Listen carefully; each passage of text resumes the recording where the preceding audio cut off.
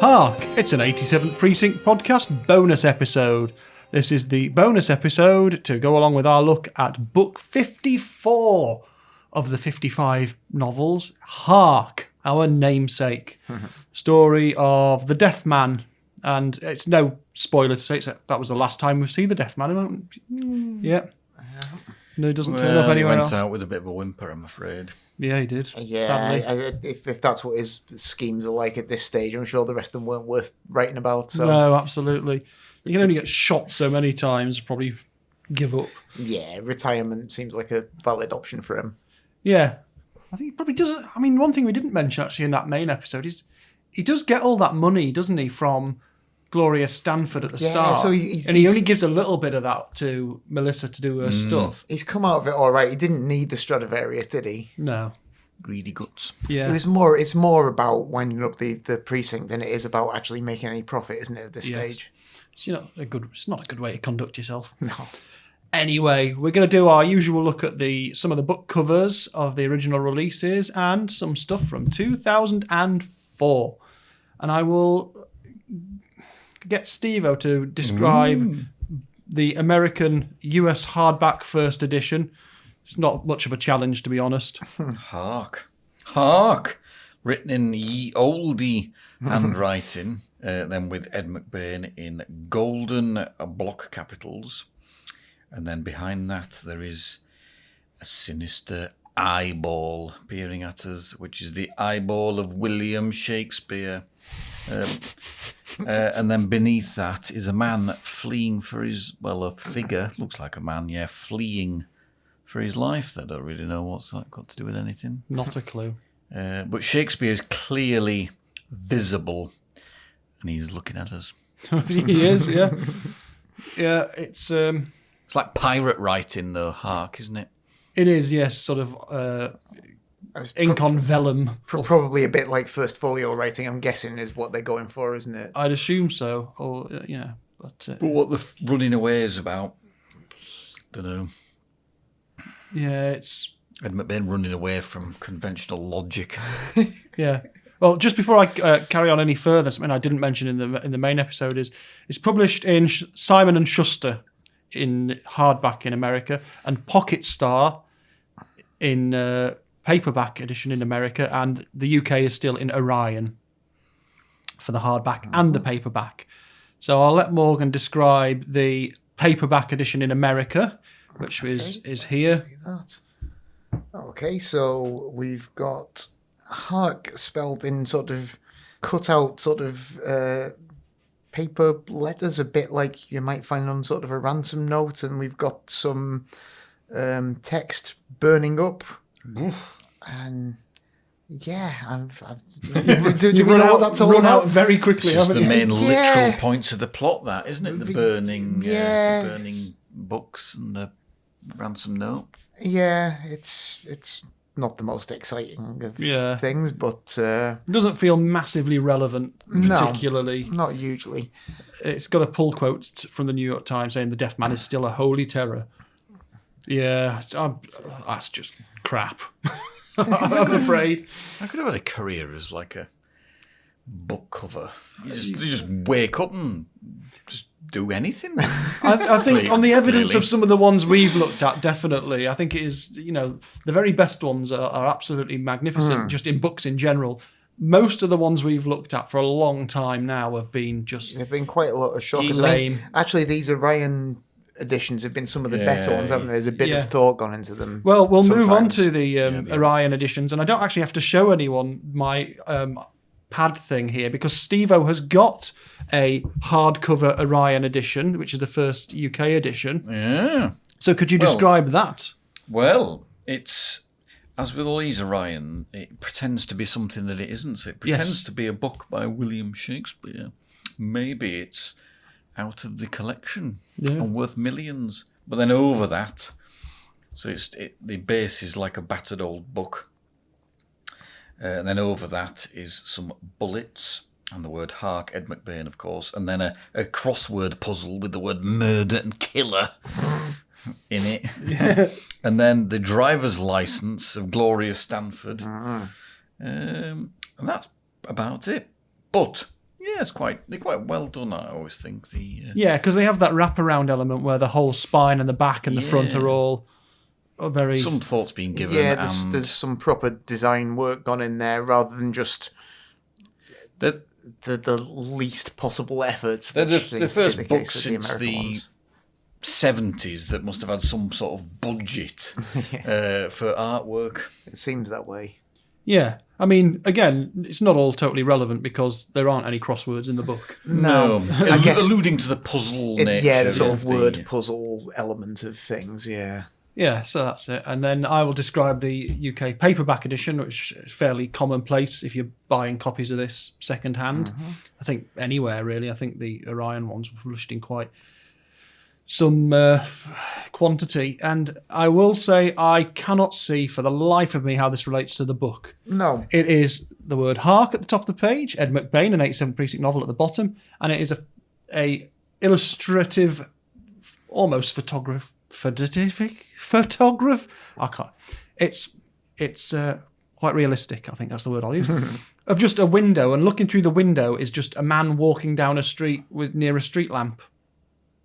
And that's it. Of what appears to be a crappy apartment building. I'm not sure what that's ground floor. Strange, isn't it? Yeah, I can't. Just after praising them as well. Why didn't they do this? Because the previous... Normally, they're just the same as that, aren't they? Yeah, they're normally just a very minor variation at least, aren't they? But maybe for some reason they've... Somebody was on leave when they did that, maybe. Yeah. I don't understand at all. That really isn't...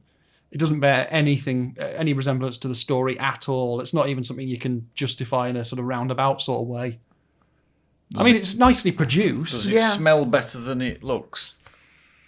Oh, that's quite sweet. Yours looks like it probably smells very nice. Sweet. Mine's the nicest one I've got of quite a lot of them. Sweet huff from that. Mine has almost no aroma because it's very, very so it's well kept. It's as generic and forgettable as the cover itself. Yeah, likewise mine, really. It's not as well kept as Paul's, but certainly yours is with my sense of smell. exceptionally shiny. I know. You got it. Well, like I said, I can't remember exactly when I got it, but I've only read it the once, and I suspect the spine will not be cracked many more times. Let's put it that way. Okay, I've got a couple more. I've got the Italian, and I will describe this. It says Ed McBain. What's the title of it? The title of it is Il Harco. The title of it is Anagram. Anagram? The title of it is Anagram in Italian. Somebody probably saw that and thought... Saw that for a lark. Anagram it is. I wonder how it works out, how much they... Because the anagrams have to stay in English, don't they, to work for the plot purposes. That must be difficult. Quite an interesting job for a translator, I'd have thought, this one. But unless you substitute similar words that would work. Yeah, I don't know. Yeah. Who knows? Tricky stuff, that. So I couldn't tell you because I've never seen the inside of it, but interesting. The actual photograph on it is it's just a New York cityscape from one of the rivers. Anagram. It's rubbish, really. What's that thing? That's just a sticker that says bestsellers. Oh, right. But looks like the bottom of a bullet. They're not yellow anymore, are they? From this distance, it looks like an Oreo. It's like a biscuit. Every Italian book comes with a free biscuit on the front. A bit like when you get coffee in a restaurant and you get a little Italian biscuit. One of those little Lotus biscuits. Yeah. Nice. You always eat first as well, don't you? Can't wait. But I can't resist giving Steve-O the opportunity to describe the Japanese Hayakawa paperback edition. Right. Well, so it's mainly yellow, is this? So it says Hark, exclamation mark, in very small text at the bottom left. And then there's large black stripe with a yellow blob and a pink outline on a very much paler yellow background. And at the bottom is similar colour, same colours. But that looks quite like a figure. And that looks quite like a road.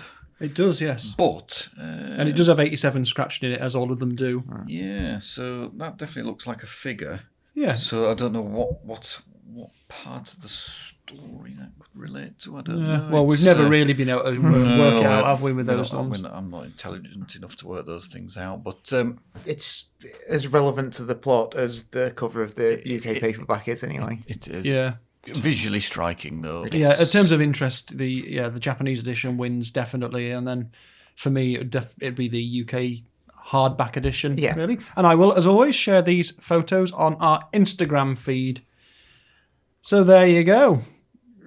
Not got much more of those to look at. I can't think what the cover of Fiddlers is like off the top of my very head. dark and has got a fiddle on it. Yeah, it's Shock horror. yeah. Not to jump ahead, but Even the brains trust that the publishing house could couldn't get past that point. Yeah. Yeah. Okay, well, we're going to go into some stuff from 2004. So this was first published in the week of the 4th of August 2004, I believe. So I have got the top 10 charts from America and the UK, and I'm not going to get you to guess because, honestly, looking at these, I recognise some of the names. Some of the songs I do not get. I don't think I know at all. So I'm going to do the UK chart from 10 to 1. So we know what was going on at the time period. That's the purpose of this. It's important. That is important. So at number 10, we have See It in a Boy's Eyes by Jamelia. Oh, that's the one. I think that might be the one that Chris Martin from Coldplay wrote for her. Possibly. He definitely wrote one of the singles, yeah. Okay, moving on. No superstar, that's for sure. No, quite. That's what you are. Number 9 is Every Time by Britney Spears. Oh, yeah, it's a drippy ballad. Yeah, one of the lesser of the singles. It's the one where she's like drowning in the bath or something in the video. I can't Oh, that's remember that nice. one. It's charming, yeah. Then we have a song called, let me read it in my head first before I say it out loud. Dragostea Dinte by Ozone. No, that one's passed me by. Number 7 is Burn by Usher. Oh yeah, that's just R&B slow jams. Yeah. Number 6 we have Jaquan with Tipsy. Oh I yeah, everybody in the club getting tipsy. Oh right, okay, one of those ones, eh? Yeah, I suppose it's probably good. I don't know. I can't really remember. You said we'd never heard of these. Morgan knows who's written them all. Oh, he's wearing a Jaquan t-shirt and everything. Rachel Stevens is at number 5 with a song called Some Girls. Oh yeah. Sadly, not a cover of Zig and Zag's Dem Girls. No, it's the one that's more or less Strict Machine by Goldfrapp, but it's the lyrics are actually quite rude. I seem to recall, bit saucy. Heck. Well, new at number 4 is D12 with How Come. That's Eminem's hip hop collective, isn't it? But it was. Yeah. Can't remember what it goes like. Number 3 is Lola's Theme by Shapeshifters. That's not Run Lola Run, is it? No, I don't think so. It's like a dancer. I'm a different person. Turn my world round. You started singing that. It sounded like a country hoedown. Yeah, it would have been good. I'm a different person. Dry Your Eyes by The Streets at number 2. I know that one. And I do know number 1. The number 1 song. It's actually a double A side, this one. But mainly it is the theme from Thunderbirds by Busted. oh, crikey. Which gives you a clue to one of the films that came out in that year as well. So, I mean, what a time to be alive. Yeah. I think I was working in a place where Radio 1 was on the radio at the time, so I remember these a bit better than you chaps might. That's his excuse. Yeah. I was just listening to Lola's theme. He insisted Radio 1 was put on. I've got to hear Lola's theme 4 times a day. Yeah. Okay, then. Well, let's go to the US charts, and I'll go from 10 to 1 on this one. This will be out. And at number 10, we have Sunshine by Lil Flip featuring Leah. Nope. Number 9, we have The Reason by Hoobastank. They're one of those bands that like only exists in America, aren't they? Like them and Hootie and the Blowfish and the Dave Mathews Band and all that nonsense. Yeah. Burn by Usher is at number 8 in America. Number 7, Dip It Low by Christina Milian. Oh, that's a stormer. Yeah. Okay, you just know that one. Come on, Paul. 6 is Turn Me On by Kevin Little featuring Spragga Benz. Well, Oh, there we go. Spragga Benz always turns you on, I suppose, doesn't it? He's wearing a very Yeah, nice hat. Kevin Little, not so much, but Spragga Benz, yeah. Yeah. Number 5, If I Ain't Got You by Alicia Keys. I don't remember that one. Oh, no, maybe. I don't know. Number 4, Nina Sky featuring Jabba with Move Ya Body. There's a lot of very generic names Yeah, to I mean, these things. there must be like 500 songs called that, and I'm not sure which one of it. Number 3, Lean Back by Terror Squad. No. Number 2, Confessions Part 2 by Usher. Usher again, yeah. And at number 1, Slow Motion by Juvenile featuring Soulja Slim. No.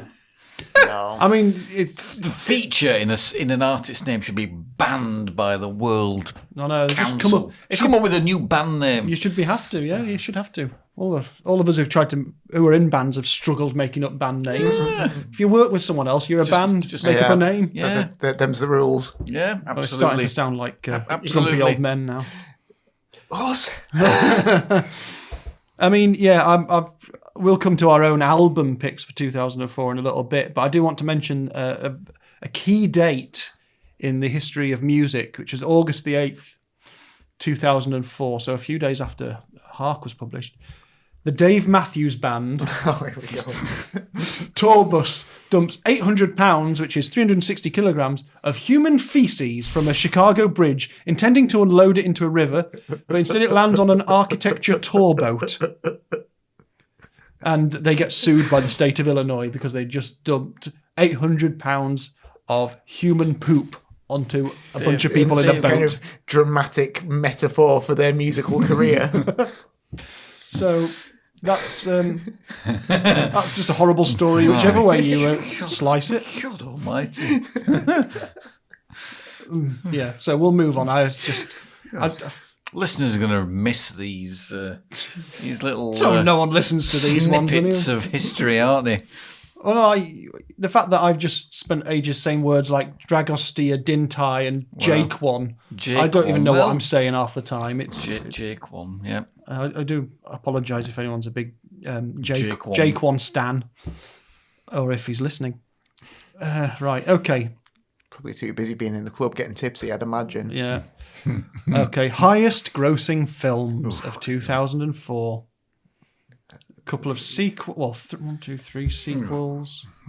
Got a clue? That's a sequel as well. Was there some Harry Potter or other? Of course, there was Prisoner of Azkaban, second biggest film of the year. I don't know. I'm drawing a blank in this era. It's as though I wasn't around. Well, you certainly probably wouldn't have gone to the cinema to watch Shrek 2, the biggest film of the year. No. Shrek 2 was the biggest film of the year. Slim Pickens. Oof. Slim Pickens isn't in Shrek 2. No, that would have been good. Would have been good if it was. He was at number 11. Number 3 was Spider-Man 2. Oh, yeah. The Spider-Man. The Spider, yeah. Spider-Man. I think Spider-Man 2 is supposed to be like the really good sequel, isn't it? Yeah, Spider-Man 2 is pretty. Is that the pretty one where he decent. hangs upside down, or is that the first one? That's the first one, isn't it? Spider-Man 2. the rain. It's Alfred Molina as It is. Spider-Man. Dr. Octopus, isn't Oh, it? no. Spider-Man, yeah, that's right. He comes through the door, he'll be like, bloody hell, who's this? He's put on a bit. Yeah. That would be good if those roles had been reversed. Who was he, sorry, then? He was Dr. Octopus. Oh, right. Which, yeah. If there's one thing that I have, that's passed me by in my life, it's Spider-Man 2. the Spider-Man. The Incredibles, number 4. The Passion of the Christ at number 5. Oh, yeah. The Day After Tomorrow, that's one of those big disaster ones, Oh, isn't it? yeah. Number 6. Meet the Fockers at number 7. God. Troy at number 8. Shark Tale at number 9. It's weird when these animated films are huge and you're like, I'm sure at the time everyone just sort of went, what? I didn't watch it. Sort of DreamWorks thing, is it? It was DreamWorks, yeah. I think it had like a Christina Aguilera covering car wash as the theme song for some reason. Why you'd have a car wash underwater when you're a shark, I have no idea. But, there you go. you know, Sharks don't even have cars. not to the best of my knowledge. I mean, And if they did, they certainly won't be dirty. Ocean's 12 is at number 10. oh yeah. Yeah, I definitely didn't go to the cinema to see any of those. No. Yeah, well, there you go. And again, we will come to our own film picks in a little bit, but some of the other things that came out that year, and I apologise if I tread on the toes of any of your choices, are such films as Eternal Sunshine of the Spotless Mind, the first Hellboy film, which I think is very good. It's pretty good. Shaun of the Dead, Anchorman, Alien vs. Predator. Got quite a soft spot for that. It's very stupid. It's more or less like the Mountains of Madness by H.P. Lovecraft, but just with aliens and predators shoved in, which is great. The Aviator, which I like because I like films about Howard Hughes because he's bizarre and fascinating. Yes. And then we have the remake of The Manchurian Candidate. We have the remake of Alfie. We have the remake of Flight of the Phoenix. We have the remake of The Lady Killers. We have the remake of Dawn of the Dead. We have the remake of The Grudge, and so on and so on. And we have Sex Lives of the Potato Men. Well, thank goodness. So that's what everyone was waiting for me to mention, I'm sure. British film at its very best.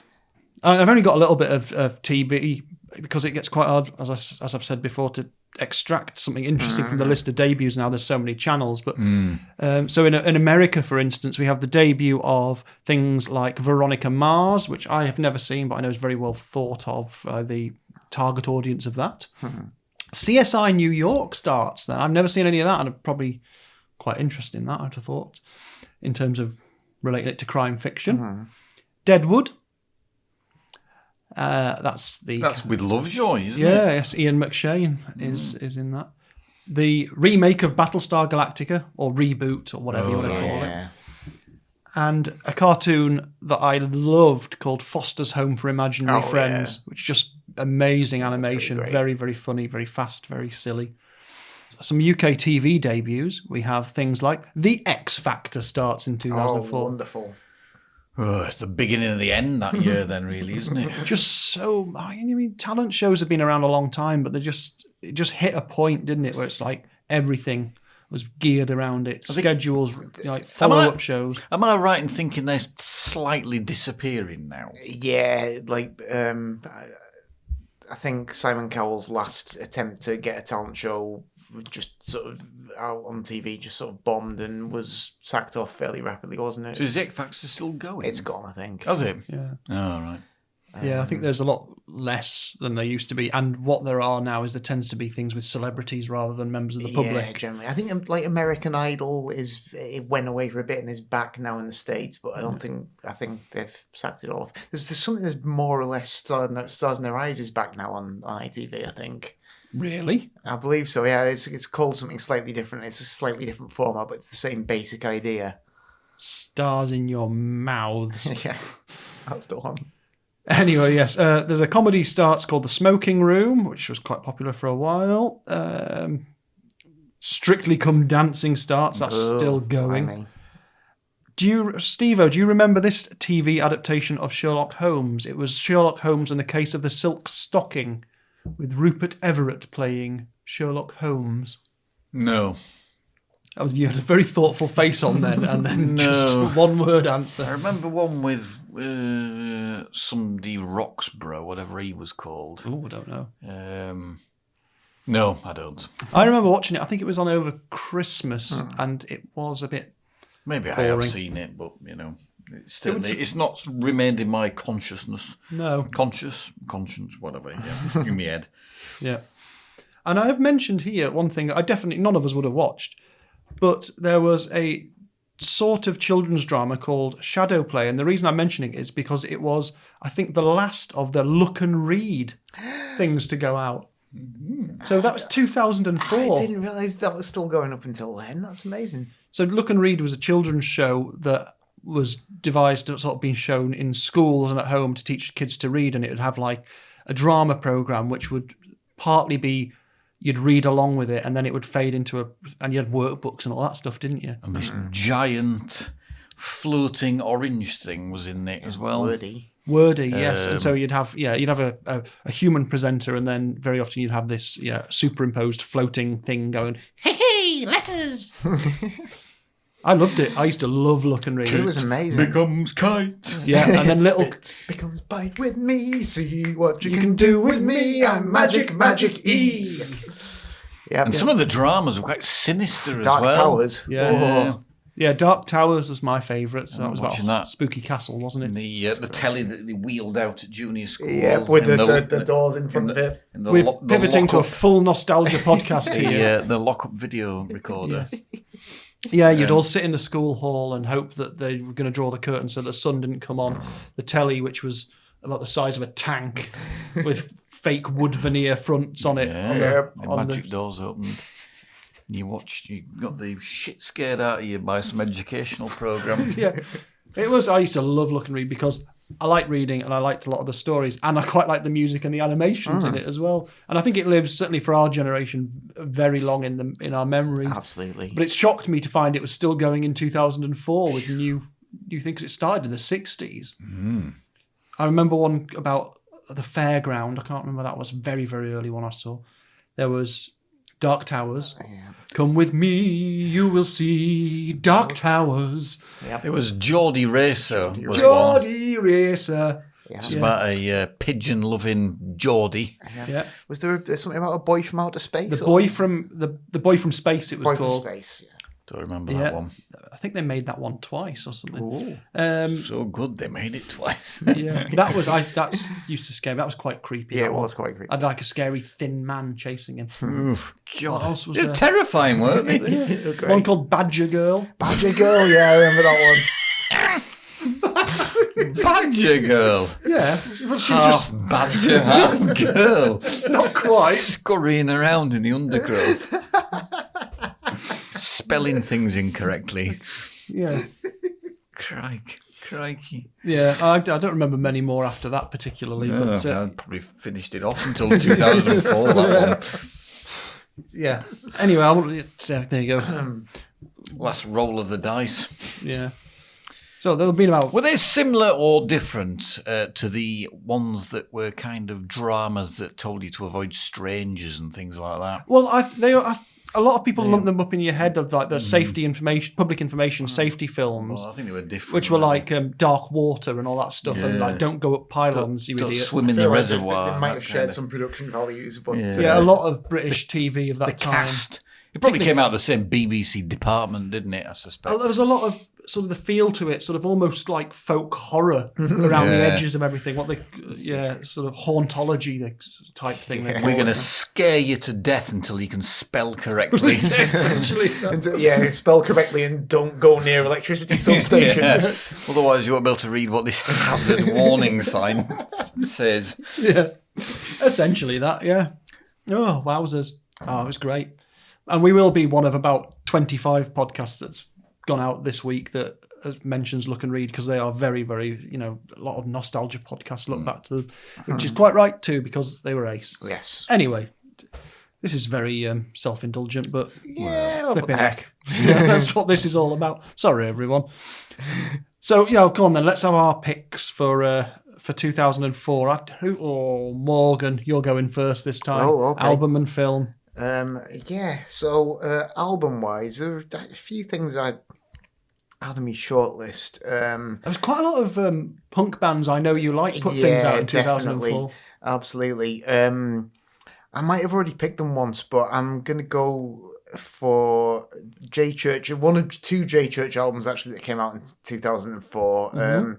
It was when a new lineup of the band formed in Austin, Texas, because Lance Hahn, the singer and songwriter of the band, relocated there. And they'd been like fairly poppy, and the new version was still poppy, but had a much kind of like more aggressive, like hardcore punk edge to them. And they made an album called Society is a Carnivorous Flower. Oh, yes, yes. That's a T-shirt you had for a long time. Well, I Do you still had it have somewhere, yeah. It's kind of stretched out now, so it's gigantic on me, but I've still got it. Mainly notable for the B-side, which is the title track. The entire side is the title track. It's like 18-minute song suite about the 1968 student worker riots in Paris. Yeah. The title is from the graffiti which is on my T-shirt, which shows that French anarchists have a bit more of a lyrical side to them than most UK anarchists. There's no all cops are bastards or whatever. It was society's a kind of flower, but it's a bit of a masterpiece, really. Okay. So I'm going to go for that because I love it. And film-wise, I was a little bit less inspired by what came out film-wise, but I'm going to go for... I haven't seen it for a few years, actually, but there's a film called Saved. Right, don't know that. It's kind of a satirical sort of teen comedy. Jenna Malone and Mandy Moore, I think, star in it. It's basically set in a religious school in the States, and involves Jenna Malone's character attempting to save her boyfriend from the disgrace of people finding out that he's actually gay and getting pregnant in the process, and then the outrage that this causes in this little kind of closed-minded religious community that she's in. And it's quite funny and also quite spiky. And I enjoyed it. Good. Yes. Well, there you go. Saved and Society is a Carnivorous Flower from Morgan Brown for 2004. I'll go next. Get mine out of the way. I'll do my film first. I struggled a little bit to come up with a pick, really, because there's a few things I really do like. The first Hellboy film, I think, is excellent, in terms of set and character design, the animatronics, all that sort of stuff. And it's a good story as well. Yeah. But I think I'm going to go for Napoleon Dynamite. Yeah, of course. Which is a film that I definitely didn't see at the time, but a few years later, someone introduced me to it, and it's a film that's, you start watching it, and if you like that sort of thing, it's over so quick. It's like, and you can watch it again and again and again. It's such a weird, vibey, sort of like a whole other world of strangeness that it's insane. It's also insane that they made an animated series based on it at some point, which I think starred all the original voice, like all the original actors as well doing the voices, which is odd, but I really, really do love Napoleon Dynamite. I've not watched it for ages, probably due a rewatch now. Yeah, it's cracking. But album, that's where I really struggled. I was trying to think whether I actually had any albums from 2004, and I must. One thing I do know that I've got from 2004 is what I've called a rebuild of Smile by Brian Wilson. Yeah. Or by Brian Wilson and all his sort of that band he assembled to help him make the missing Beach Boys album. I remember that. Yeah. Yeah, and it's pretty fascinating. It's just it's quite an interesting thing. So it's either that or an album I don't know particularly well, but I do like very much and occasionally remember to listen to it. And I'm going to have to swear to say its name, which is Fucking A by the Thermals. Yeah. And that's pretty good as well. So what do I go for? I'll probably just go for Smile because I'm a big old 60s goon. Even in 2004, I think. Right. So that's me. What's Steve-O bringing to the table? Well, not a lot, really. It's just a struggle this year. The films, yeah. But I think I'll go with The Aviator, which you mentioned. Okay, which, it has the feel of a big historical epic about a total loon as well, who led a very colourful life. And Leonardo DiCaprio gets to very overact his way over good chunks of it, which is good fun. I think it's very, very well made. It tells a fascinating story. Where he lands on the golf course or whatever he is. That's a great scene in cool. His fighter plane thingy. And music, I really struggled. And normally you've got you got some go-to bands that are well past their prime releasing hilariously bad albums, but even none of them were really. There's a lot of best-ofs from There those was. sorts of bands. I was just about to say, I was scrolling down this endless list of about 500 greatest hits. I think that there was... there was one from... Van Halen definitely released one, yeah. Even Megadeth's album of that year, The System Has Broken. They'd reformed, hadn't they, I think, that year. Yeah, I'm not a big fan of that, so I couldn't even utter that. So I'm a bit of a loss, really. I remember buying there was the last Cardigans album came out this year. Oh God, what was it called? Oh, I can't remember. Long After the Daylight or something like that. That was pretty good, but I've probably not listened to that for about 19 years or something. So essentially since then.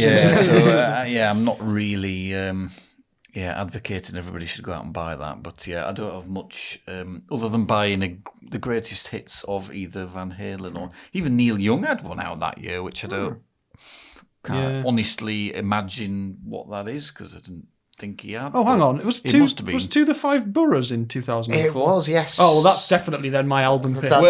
You can have two choices then rather than me telling people that was on me shortlist, definitely. It was going to be that or the Third Latiga album or J Church. But yeah, I'll take the Beastie Boys To the Five Boroughs, which I think is exceptional album. It's a corker, yeah, absolutely.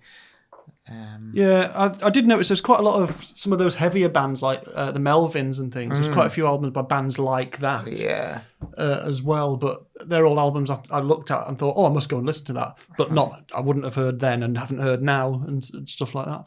So there you go. You tell us your 2004 album choices because we've really sort of struggled a little bit there.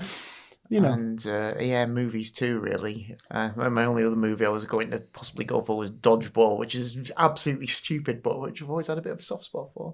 Yeah, indeed. Anchorman I quite like, but it's a limited viewing kind of film. Yeah, it was a bit like Austin Powers in the sense that suddenly it was everywhere. Yeah, and then you get sick of people doing the catchphrases from it. Yeah, so it was like a victim of its own. It's good, but it's not brilliant. Yeah. Like the character's better than the movie, probably. And you can only hear people singing Afternoon Delight and saying, I love Lamp so many times. Yeah, absolutely. Then it does have some funny lines. It does. But it's a type of film, rather than you can quite easily watch in a YouTube clip video that lasts about 8 minutes. That's probably true. Yes, very true. Very true. Okie doke. Well, there we are. We've sort of fizzled out on 2004, but it doesn't matter because we're moving on to 2005 next time when we come back for our last bonus episode. Very odd thing to be thinking, really. There you go. I'm going to say, what shall I say today? Abiento? Bon rasage? I don't know. Bye. Goodbye. I'm just going to say fare thee well. Ta-ta.